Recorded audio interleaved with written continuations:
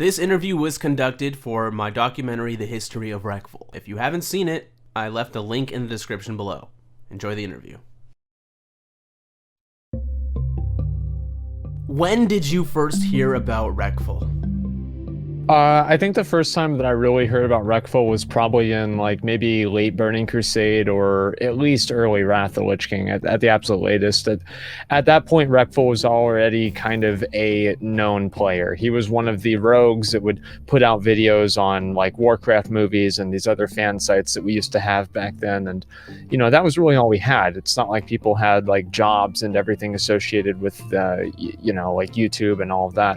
So the videos that we did see of Reckful back then were really, really impressive. And just by the nature of them being videos online about WoW back then, they were very, very awesome. So you're saying that the scarcity of World of Warcraft content at that time contributed to how large Reckful became? Well, yeah, I mean, as you think about it's back in 2000 and what was that, 2008 or 2007 or so? Back then, a lot of people probably were still using computers from 2004, all-in-one e-machines. I had an HP pre-built computer from Sam's Club that my mother bought me. And these computers were terrible. So there was no way that you could run an actual a game and a capture software on them. So anybody that was able to do that, not only had the willpower to do it, they not only had the editing skill to make videos about it, but they also had a computer that, at that time was basically a NASA computer. People were, amazed to have anything more than maybe 20 or 30 FPS on most computers. Maybe this is just my perspective from being a kid back then, but just to see the game played at that FPS was impressive by itself. But yeah, if you combine that with the editing and the software and the game capture and all that, yeah, it was awesome. How would you describe Reckful's playstyle? He was very technical. And this is something that, before then, we didn't really have a window into the mind of a very, very high-end player like this. You did have certain breakdowns by other rogues like Neilio and some of the other people that were putting out content then. But I think one of the best things that Reckful did with his videos back then is he basically, whenever he was doing something, you can watch Reckful 3 for a really good example of this. Whenever he was making a play, he would tell people the play that he was making, and not only that would make it to where the not so good players would understand what he's doing and be able to appreciate it, but also a lot of the mid-level players would be able to see what he was doing and how he was doing it. And I think that, having videos like that really did kind of, in a lot of ways, elevate the entire skill level of the player base, because they were actually able to see how someone at the top of the ladder was competing and playing on a technical level. And before then, you didn't have a lot of sites. Again, you didn't have a lot of sites and resources available for this. So Reckful was one of the first people to kind of open up that door and, pierce the veil and lift the curtain, whatever you want to call it, and show people exactly how high-end players, how their mind worked, how they made decisions, and the plays that they were actually making. What other big WoW websites were there aside from World of Ming and Arena Junkies?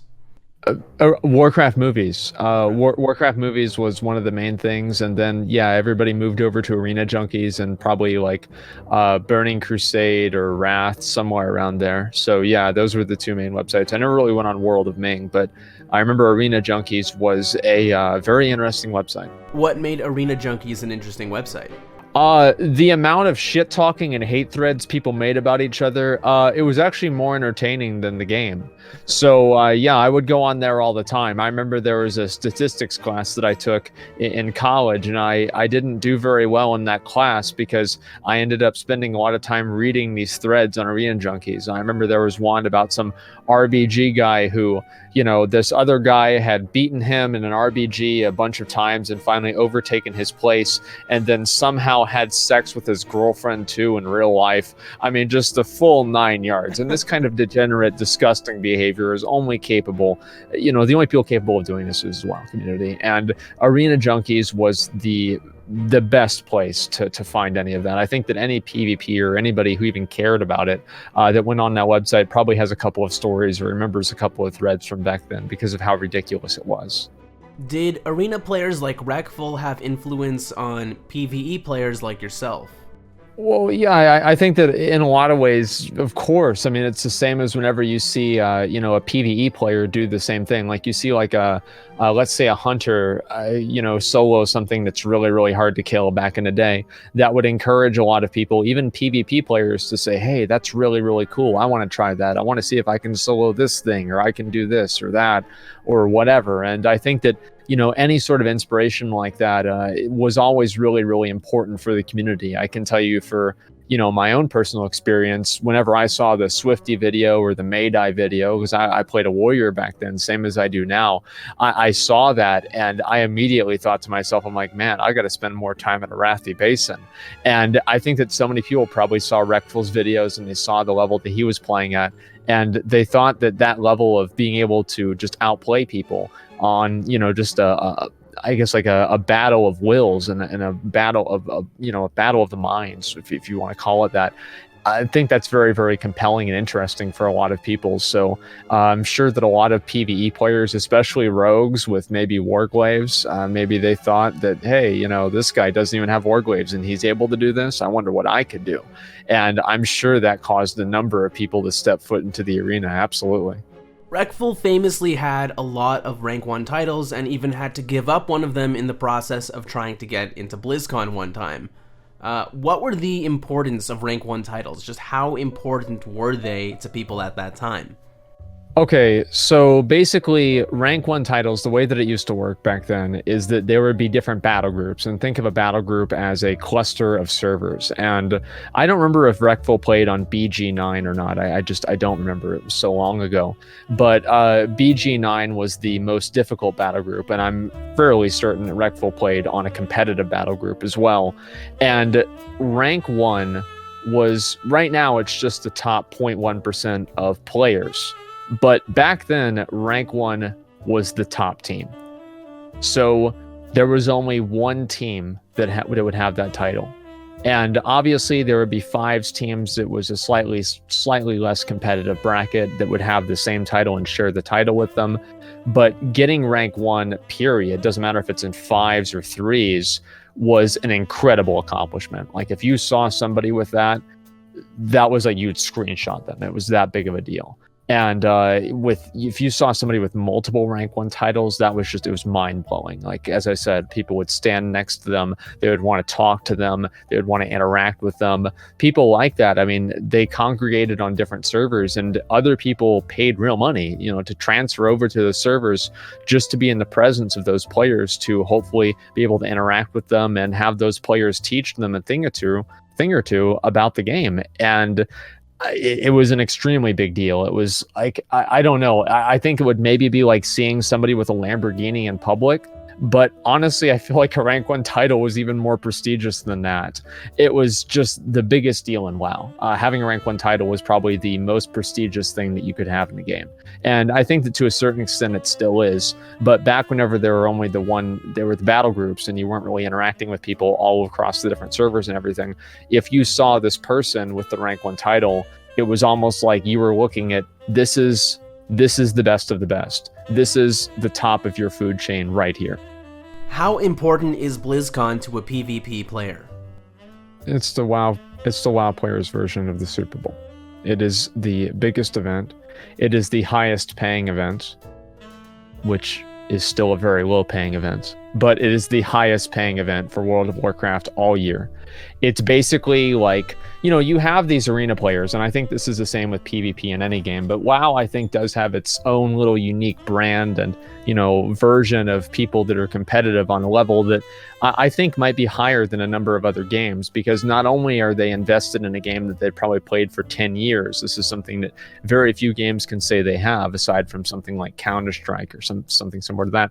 But WoW is an RPG, so you're playing the role of this character. To some degree, I think that a lot of people, and I believe Reckful was probably included in this, have an emotional attachment to their character. Like, they really care about their character. So winning that is like, it's such a big deal. And I think that there's like a certain level of emotional attachment that people have to WoW that's unparalleled by basically any other game that's out there right now. And it would take any other game that is out there right now 10 years of WoW's success to even come close to where WoW is right now, with the amount of investment and care and motivation and everything that people have to make their character as good as possible. But BlizzCon is it's the pinnacle. It's the apex accomplishment of a WoW PvPer. Winning BlizzCon is, as I said, it's like winning the Super Bowl for a WoW player. Everything is about that. I remember back whenever Kel'Thuzad, this is a server that I play on, Kel'Thuzad was a server with a lot of high-end PvPers as well. And whenever the BlizzCon invitational tournament invites went out, there was talk about it, and everybody was thinking about, who got in, who didn't get in, and people were making these conversations about it, and it was just a really, really big deal in the PvP community. It's, as I said, the main thing that those players prepare for and are excited for and work towards for the entire year. Sounds like a very exciting time. Oh, it is. I mean, I think that probably the one of the biggest games was actually played last year, and the two storylines that kind of came up out of that, there was Peekaboo and Sea-Doo. The amount of investment that people had on a personal level with each of those teams and the individual players themselves is something that really, it's something that money can't buy. I mean, the culmination of a 10-year storyline of a player on stage against another player who basically has the same thing going for him, that's something that really, I mean, there are very few esports can say that they really have that type of a legacy, and the fact that WoW can do that is something that really is incredible. What was it like when Reckful first started streaming? Now, this is a secondhand account, so I don't really understand this entirely, but my understanding was as soon as Reckful started streaming, that was it. Everybody watched him. That was it. Everybody watched him. It was Reckful starting streaming is I'm trying to think of another person that's starting to stream. I don't even know. It's kind of like the guy that won, the kid that won Fortnite, and he starts streaming, and then everybody wants to see what the hell this guy's doing. Because before then, nobody knew who he was, really, and Reckful obviously had a reputation, so it was even more the case. The buildup was even more. But to see Reckful play, to see this person that many people at that time had been following Reckful for a number of years, they knew who this guy was. This was a world-renowned player, BlizzCon competitor. I think at that point, I don't really remember what the timeline on everything was, made some of the most popular videos. He was, if I remember right, the world first player to ever achieve a 3,000 rating in World of Warcraft, period. So to see this person actually play in real time and actually watch them, because this is another thing, right, is that you're always watching, whenever you see a video, you're watching somebody's highlight reel. You're not watching them fuck up something that you would have done right as a 1600 player or something like that. So people are watching to see, is this guy really as good as he says he is? And then other people are watching and they want to see how good he is because they've heard about him from other people. They've watched his videos for years. Maybe they're a rogue and they hear Reckful and they're like, okay, this is the person that I want to watch and see what's going on with. So yeah, I mean, it was an explosive thing. I was one of the most popular streamers back then. I knew about him even then. I didn't even watch Twitch. I think that it's interesting that streaming was one of the first times that people really got to see what Reckful was like as a person. Well, yeah, I mean, you have this person who's like an enigma. I mean, you have, this is this super, super high-end player. There are stories and legends about them, but you don't really know who they are. And then to put a webcam in front of them and have basically a window into who they really are on a personal level, especially back then, because nowadays it's not that big of a deal because we're used to that. But back then, you have to remember that this isn't something that would happen. There's no way. We didn't have the access into, every celebrity's inner thoughts and 2 a.m. Opinions about political matters. This is a completely new thing that people had. And so to have a window into the life of somebody who they had been following for years, and especially for the, the novelty of that, combined with just the fact that it's happening in the first place, is something that was extremely compelling for everybody. And I think that I heard, I don't know if this is true, but I heard that even on like Reckful's first stream, he had 10,000 viewers or something like that. It was an insane amount of people were looking forward to watching this guy play.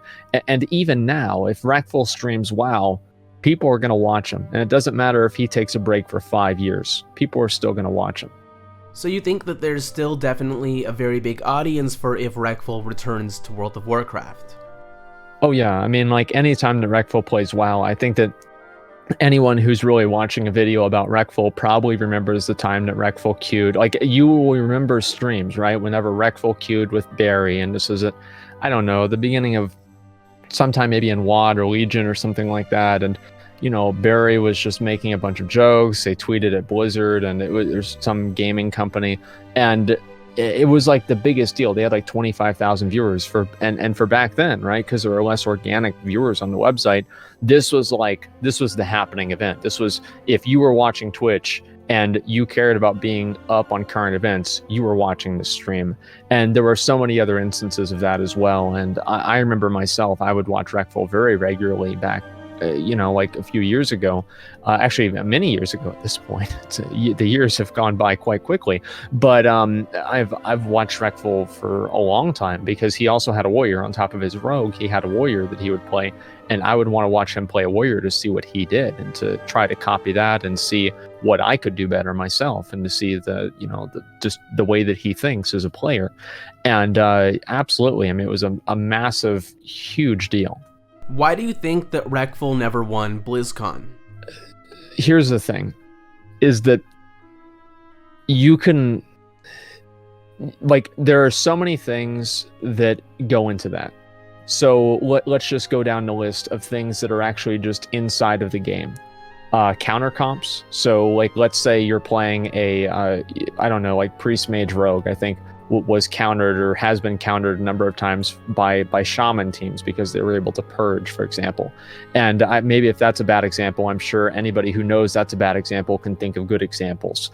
The point that I'm making is that obviously if you are queuing up into, like I guess for Classic WoW, for example, if you're a warrior and you're queuing into mages, you're probably going to have a bad time. And that doesn't necessarily mean that you're a worse player. It just means the game just kind of works that way. And sometimes it goes your way and sometimes it doesn't. And there are changes that happen sometimes right before the expansion or not before the expansion, before the event, that kind of change things up and make people have to modify their strategies, and things that they were previously planning on no longer work.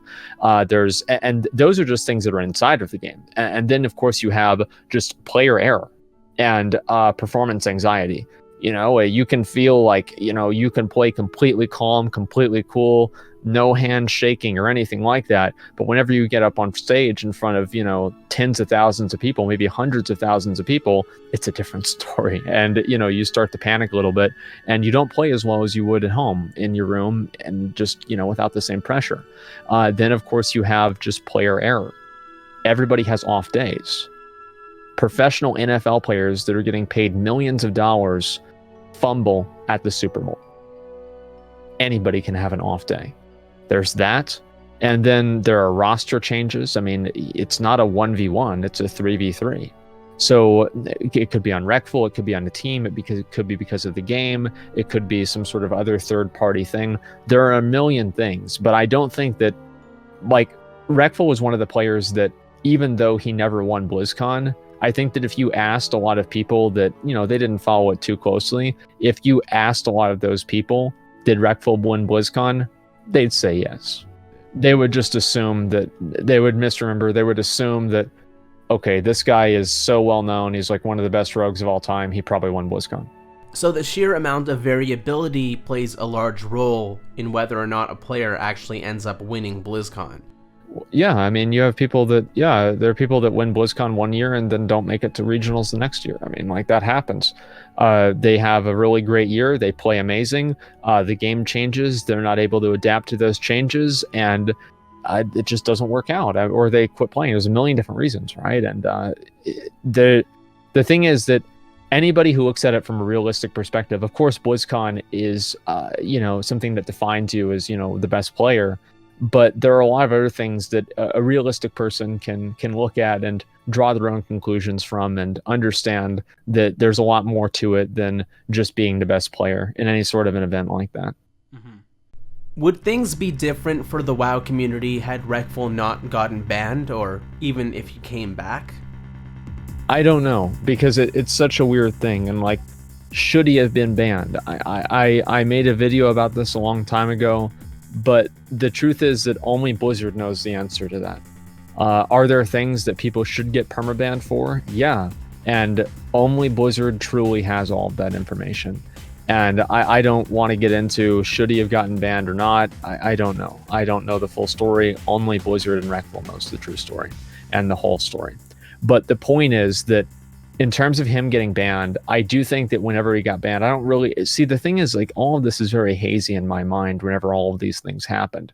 But my understanding is that he kind of, I don't know if he stopped playing WoW after that or not, but in the long run, would Reckful have probably done things differently? I really don't know. It's such a weird thing, and maybe not. I do think that Reckful was one of those players that did draw a large audience to WoW, and he was a PvPer. And if you look at the state of like WoW PvP, especially in the previous expansion Legion, WoW PvP was at an all-time low in terms of its engagement and people being excited about it. And it was even the same in Warlords of Draenor as well. So maybe if Reckful didn't get banned, WoW PvP on Twitch would be a lot bigger than it is now.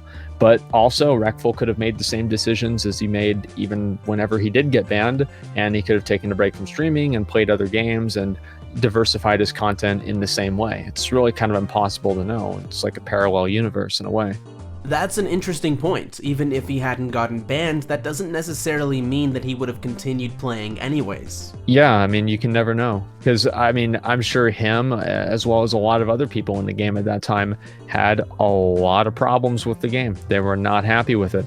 And I don't think it's out of the realm of possibility that in the same way that Soda stopped playing WoW, Mitch stopped playing WoW, a lot of the other, very well-known like personalities that have come out of WoW stopped playing the game for any number of reasons. Reckful could have done the same completely on his own. What do you think Reckful's legacy is, in both WoW and on Twitch? That's a really big question. I mean, like Reckful, I think that Reckful opened the door for a lot of people. I mean, I think that he was one of the first people, if you want to talk about WoW, I think that's probably the easier one. He was one of the first people to really, as I said, I guess show what's behind the curtain in terms of, high-end gameplay, and really kind of show, a look inside the mind of a high-end player with making videos like that. And I do think that that's something that will always be remembered. It's the same way as Swifty, for example, will always be remembered as one of the dons of making, the Godfather, or whatever you want to call it, the Godfather of WoW videos. And I think that Reckful is in the same way, but in a more PvP and competitive PvP gaming, orientation. He's the same way. I mean, these are some of the people that helped define a space that millions of people exist in today.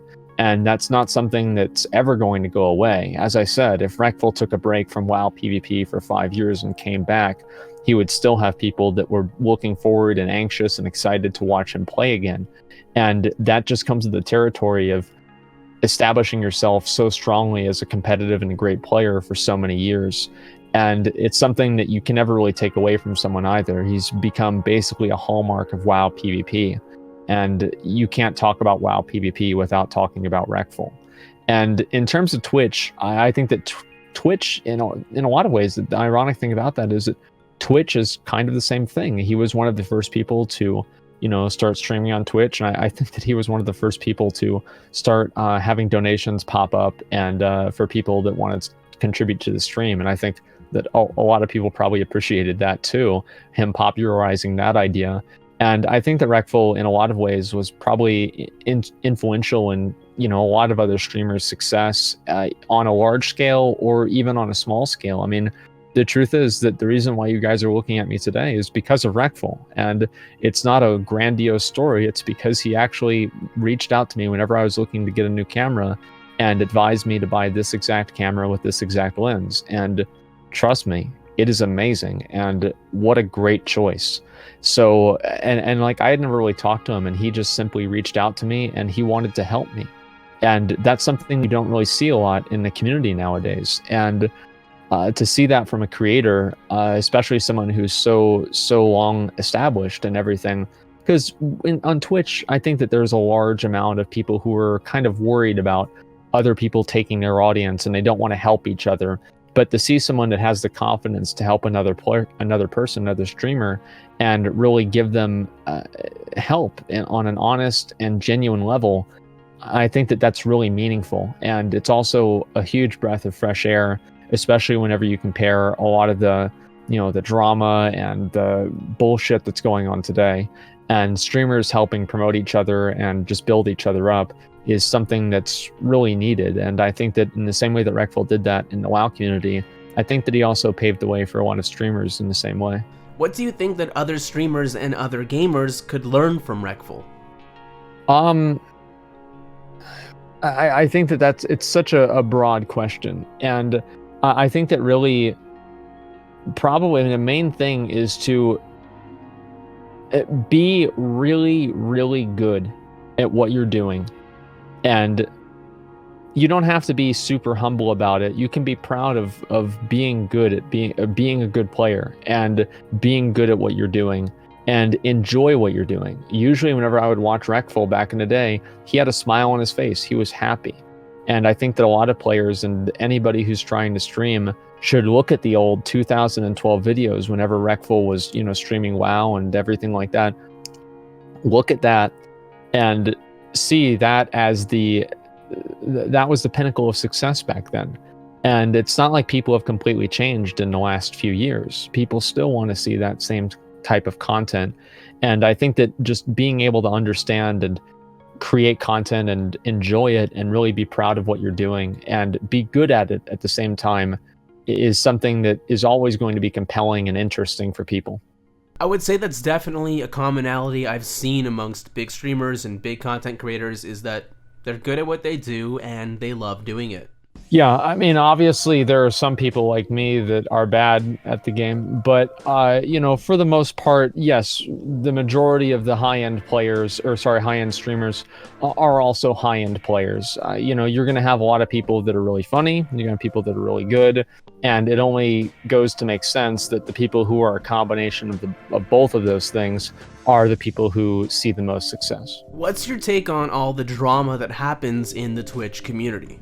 Of course. I mean, like, the thing is that on Twitch, a lot of people, it's a very, very weird space to be in a lot of ways, because you have people that are trying to look at it from a professional standpoint. This is what they want to do as a career. They want to be a professional streamer. There are other people that just want to go on there and broadcast themselves looking like fools. There are other people that are just purely doing it for money, and not in really a bad way. I mean, everybody goes to their job, and their primary goal of that job is to make money. And I don't think that streaming for money is it's a terrible sin or anything like that. But the point is that you have all of these different people that get into streaming for these different reasons. And I think that all of the reasons are valid in whatever way possible, because if you're doing it for a bad reason, then I don't think a lot of people are going to watch you. People will see through that, and they'll try to find somebody else that they can really relate to on a more personal level. And I think that's really one of the big differences that you have between live streaming and YouTube, is that live streaming is much more of a personality driven bit of content and avenue and space, rather than VOD content or YouTube or whatever. So I think that a lot of people probably should learn a little bit of, it's like, the thing is that I always look at it as, whenever you help somebody else, you're kind of planting a seed. And, sometimes that seed does grow into a flower, or it does grow into, a tree. And sometimes that tree has fruit for you to eat at some point in the future. And not all times that you help other people and you help other people grow, it's not always bad. And it's the same, age-old saying of a rising tide floats all boats. And if you help elevate other people, I think that to a certain extent, if you look at it from a very, very long-term perspective, there will be a time where they have the opportunity to elevate you. And if you have a community in a space that's positive and healthy, that's what'll happen. I think what's interesting about Twitch that's different than YouTube is that on YouTube, technically speaking, you could watch every video on your homepage if you really wanted to. It could be a waste of time, but you could do it. But on Twitch, you can only really watch one, maybe two streamers at the same time. You're probably watching one guy at a time, right? I mean, there's a lot of people that are on their phone. They're watching on their phone, they're watching on their tablet, they're watching on their smart TV, whatever. And there's obviously a lot of people who are on their desktop and maybe they have two streams open at a time. But I would say probably 70-80% of viewers probably have only one stream open. So yeah, you're right. I mean, Twitch is a completely different avenue because it does operate on kind of a zero-sum environment. There are going to be people, like let's say if I go online and then someone else goes online, there will be people that will go over to that other person's stream and leave my stream. And it is a zero-sum environment to an extent, but there will also be people that aren't on Twitch at all, and then they go over and they start watching Twitch because of that one person, and then after that one person leaves, then they go off of Twitch and they watch YouTube or something like that. So I don't think that every single viewer is something that you should have to fight over, but you're right that there are a lot of people who do view Twitch, and this is partially because it's true, but they do view Twitch as kind of like hungry hippos, and all the little pellets and circles that you're trying to eat with the hippos are viewers, right? And you've got to get as many for yourself. And I understand that. I think it makes a lot of sense. But the way that I look at it personally is that whenever the the WoW section is doing very well, I feel like my stream does a lot better overall. And that is because, I mean, there are a lot more people that are interested in that type of content. And I think that really you have to take these things, and obviously this is kind of an illogical conclusion, but it also is a conclusion that if you were the only streamer on the website, would you have more viewers? And the answer is probably no. Maybe for a few days, and then people would stop going to the website that weren't going to naturally watch your stream in the first place. So I think that there is a certain point where developing and building a healthy community is something that can also elevate yourself, even though it's not directly self-serving. But yeah, of course, there are going to be certain people that whenever you do elevate somebody else, those people will choose to watch that person over you. And at that point, you're kind of making an investment in building up the greater community rather than just purely building up yourself. And it's the difference between really a long-term and a short-term investment. I think it's really nice that you think of the greater community in that way as opposed to just looking at only what's good for yourself. Oh yeah, I mean, it's extremely important to be able to do that. And I think that really there's a certain amount of confidence that a lot of people have to have in order to do that. Because if you're constantly worried about anybody else who's, streaming is going to take my viewers and everything like that, I think that the core of that, at least on some level, is it's insecurity. You're worried that your content isn't compelling enough to keep people's attention. And I think that everybody gets bored of it doesn't matter who it is, everybody's going to get bored of any stream at a certain point. I mean, even me, I'll have like some of my best friends will be streaming, and sometimes I'll be like, okay, let's go see what else is going on, right? And I'll watch them for a while and then I'll go do something else or just turn off the stream and relax for a bit. That's just the way that it goes. And I think that being able to have a realistic and healthy and just kind of a logical approach to it is something that a lot of streamers really do need to have, and it's something that's good for their mental health. I know that this is it's kind of like a weird topic to talk about, especially online, because streaming is seen as basically it's very it's a kind of a high status job. It's like being a celebrity in a way. So people think, oh, well, how can you have any problems? You're streaming video games all day. But the truth is that in a lot of ways that streaming does have a certain amount of problems that it has. I'm not saying this is harder than working in a coal mine or anything like that. But, if you look at things like social isolation, working by yourself constantly, I mean, these are things that even psychologists have codified as, different contributing factors to mental illnesses. And it's nothing that's this isn't some sort of Jordan Peterson take that I have. This is kind of common sense. And if you have people that are spending all of their time alone and their success is mainly derived from other people's feedback and their opinion of that person, it doesn't take a genius to come up with the idea that a lot of those people are going to struggle with some degree of insecurity, depression, anxiety, or something like that, especially with how volatile Twitch is as well. So I think that a lot of people, for me and also for Reckful and a lot of the other streamers, like Reckful has streamed, I think 3 times as long as I have or something. So I'm sure his take on this is infinitely better than mine. But I think that after you've seen a number of ups and downs, you start to give yourself, you start to have more of an internal opinion of your content rather than always judging how good you are based off of external variables, and having that confidence to know that I put on a great show today, and it doesn't matter if a lot of people didn't watch because those people missed out. If somebody can have that attitude, they'll be a streamer for 10 years. Easy. It's hard to do. Well, that wraps up every question that I have for you, so thank you so much for doing this interview with me. Is there anything else that you'd like to say that we didn't get to in the interview or that I didn't ask? As I said, Reckful is one of the hallmarks of World of Warcraft PvP. He's one of the hallmarks of Twitch TV and formerly Justin TV. You can't have a conversation about the history of either of those topics without bringing up his name. And because of him, a lot of streamers that people love and enjoy today, because of him, those people exist in one faculty or another. And I think that despite how you feel about Reckful, despite what your opinions are of what he's doing today, I think that to a certain extent, acknowledging that is something that everybody should do. And it doesn't matter what happens, nothing can take that away from him. And it's something absolutely to admire.